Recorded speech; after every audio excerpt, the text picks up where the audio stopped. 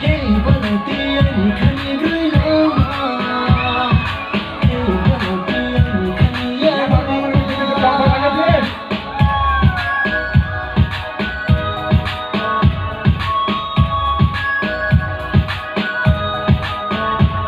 nung nô nung nhà lệ anh đi khao khao cùng ai đây á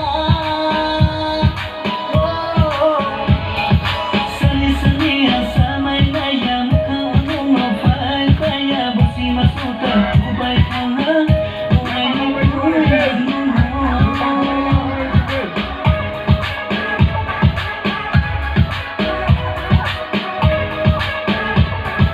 sunny sunny asa mai nay ya mukha anu ma phai phai ya busi ma suta tu bai khana ai ni puri nu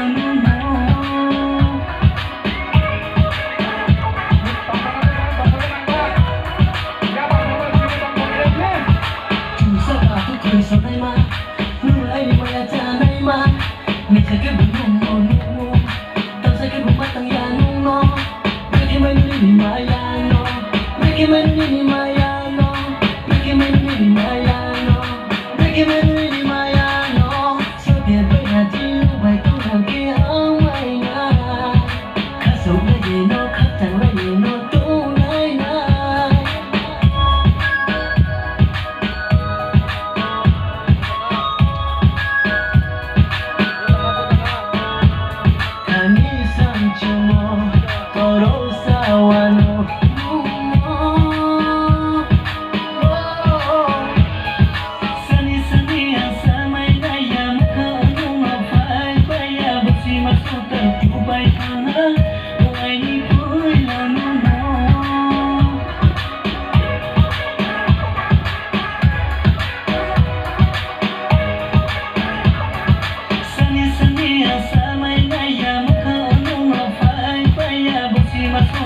không bỏ Bye.